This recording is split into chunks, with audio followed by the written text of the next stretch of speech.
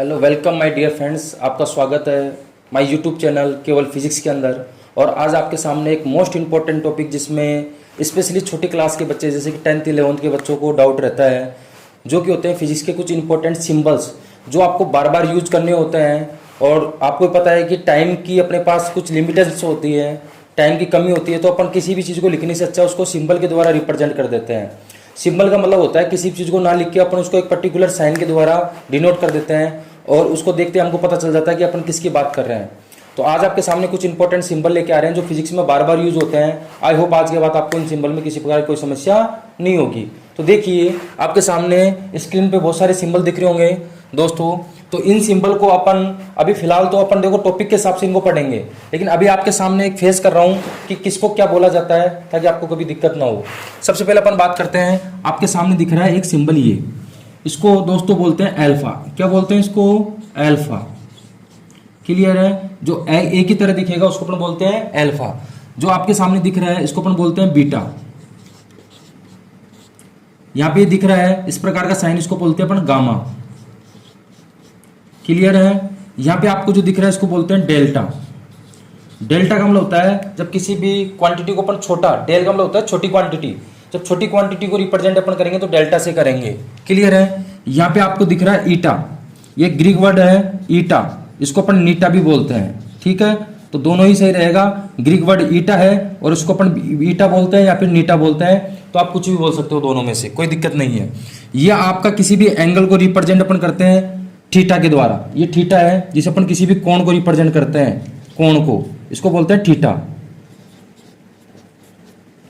उसके बाद ये आपको दिख रहा है, ये साइन आपके 12th फिजिक्स इलेक्ट्रोस्टैटिक के अंदर यूज होता है। जब अपन इलेक्ट्रोस्टैटिक पढ़ते हैं, स्थिर विद्युत की पढ़ते हैं, तो यहाँ पे डाइलेक्ट्रिक कांस्टेंट के रूप में इसको यूज करते हैं। किसके रूप में यूज करते हैं इसको? डाइलेक्ट्रिक कांस्टेंट के रूप में।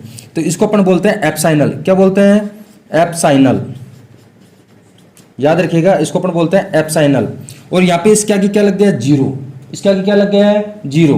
तो जीरो लग गया तो इसको अपन क्या बोलेंगे? एप्साइनल नोट। एप्साइनल नोट। इन दोनों को अपन यूज कहाँ करते हैं? इलेक्ट्रोस्टैटिक के अंदर करते हैं। है क्या चीज? ये इलेक्ट्रोस्टैटिक कांस्टेंट होते हैं जिनकी अलग अलग वैल्यू होती है। इसको अपन अभी एक्सप्लेन नहीं करेंगे, इनको जब अपन टॉपिक पढ़ेंगे उस टाइम पे आपको बताएंगे। अभी अपना मेन उद्देश्य है कि आपको इनके नाम याद होना सिर्फ। तो क्लियर है? इसको अपन अल्फा बोलते हैं, इसको बीटा बोलते हैं, इसको गामा बोलते हैं, डेल्टा, ईटा, थीटा कोण के लिए, एप्साइनल, यहाँ पे जीरो लग जाए तो एप्साइनल नोट। उसके बाद जो आपको दिख रहा है इसको अपन बोलते हैं वेवलेंथ। जब अपन वेवलेंथ को, तरंग दैर्ध्य को रिप्रेजेंट करते हैं, तो तरंग दैर्ध्य या वेवलेंथ को रिप्रेजेंट करने के लिए अपन इसको बोलते हैं लैम्बडा। क्या बोलते हैं? लैम्बडा। क्लियर? यहाँ पे दिख रहा है इसको अपन बोलते हैं म्यू। क्या बोलते हैं? म्यू। ये अपन मैग्नेटिक वाले चैप्टर में यूज करेंगे, डाइलेक्ट्रिक कांस्टेंट। यहाँ पे तो डाइलेक्ट्रिक कांस्टेंट था, यहाँ पे रिलेटिव परमेबिलिटी के लिए यूज करते हैं इसको। किसके लिए यूज करते हैं? परमेबिलिटी के लिए। वो बाद की बात है, अभी सिर्फ आपको क्या याद रखना है, इसको क्या बोलते हैं अपन? म्यू। क्लियर? इसको बोलते हैं न्यू। क्या बोलेंगे इसको? न्यू। ये है टो। टो किसके लिए अपन यूज करते हैं? बलागुण के लिए, टॉर्क के लिए यूज करते हैं। किसके लिए यूज करते हैं? टॉर्क, बलागुण। तो टॉर्क या बलागुण को अपन लिखने से अच्छा है अपन उसकी जगह क्या लिख देते हैं? टो। क्या लिख देते हैं? टो। इसका मतलब होता है टॉर्क। ये यहाँ पर सिग्मा है। किसका साइन है ये? सिग्मा। सिग्मा का मतलब होता है समेशन, योग, जोड़ने के लिए अपन इसका यूज करते हैं सिग्मा का। सिग्मा। ये भी सिग्मा है, इसको भी अपन क्या बोलते हैं? सिग्मा।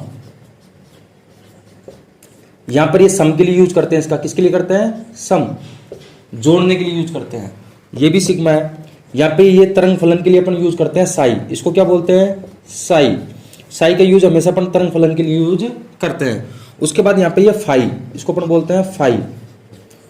क्लियर है? यहाँ तो कोई दिक्कत नहीं है। इसके बाद ये रो दिख रहा है आपको, रो। रो से अपन डेंसिटी को, घनत्व को रिप्रेजेंट करते हैं। किसको रिप्रेजेंट करते हैं? डेंसिटी या घनत्व को। तो इसको अपन बोलते हैं रो। क्या बोलेंगे इसको? रो। यहाँ पे हो जाएगा जैसे कि यहाँ पर हुआ था ये म्यू, तो इसकी जगह पर लिख देंगे म्यू नोट। क्या लिख देंगे? Mu naught. यहाँ पे एच प्लांक कांस्टेंट है। कौन सा कांस्टेंट है? प्लांक कांस्टेंट, प्लांक नियतांक। इसको बोलते हैं अपन प्लांक कांस्टेंट या प्लांक नियतांक, जिसकी एक फिक्स वैल्यू होती है। यहाँ पर ओम, रेजिस्टेंस के लिए यूज करते हैं अपन। किसके लिए यूज करते हैं? ओम रेजिस्टेंस के लिए।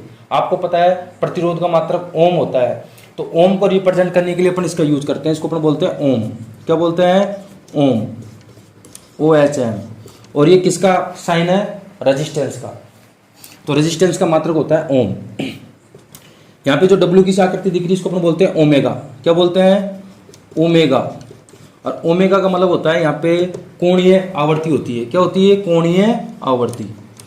कोणीय आवर्ती। तो कोणीय आवर्ती को अपन हमेशा किसे रिप्रेजेंट करेंगे? ओमेगा से। और ओमेगा बराबर क्या होता है? 2πf। क्या होता है दोस्तों? ओमेगा बराबर होता है 2πf। यहाँ पे इसको अपन बोलते हैं काई। इसको बोलते हैं अपन काई। यहाँ पे यह है एंगस्ट्रॉन। इसको क्या बोलते हैं? एंगस्ट्रॉन। एंगस्ट्रॉन का मान होता है 10⁻⁻10 मीटर। आपको याद रखना है कि 1 एंगस्ट्रॉन इक्वल टू कितना होता है? 10⁻⁻10 मीटर। क्लियर है? तो आपको याद रखना है जब भी एक ऊपर आपको 0 दिख जाए तो इसका मतलब इसको एंगस्ट्रॉन से रिप्रेजेंट करेंगे। और एक एंगस्ट्रॉन की वैल्यू होती है 10⁻⁻10 मीटर। उसके बाद ये तो आपको सबको पता है ही, पाई। और पाई की वैल्यू कितनी होती है? 22/7 या फिर 3.14। तो ये कुछ इंपॉर्टेंट साइन थे जो आपकी फिजिक्स में, बेसिक फिजिक्स में बार बार यूज होते हैं। आई होप आपको इन साइंस के अंदर किसी प्रकार की कोई समस्या नहीं होगी। और अगर कभी भी समस्या हो तो आप मेरा वीडियो निकाल के देख सकते हो, ताकि आपको कभी भी इनमें डाउट नहीं रहेगा कि किसको क्या बोला जाता है। आप चाहो तो इनका एक बार स्क्रीनशॉट ले सकते हैं। Okay, thank you. फिर मिलते हैं आपको एक शानदार वीडियो के साथ, इसी के साथ बाय बाय।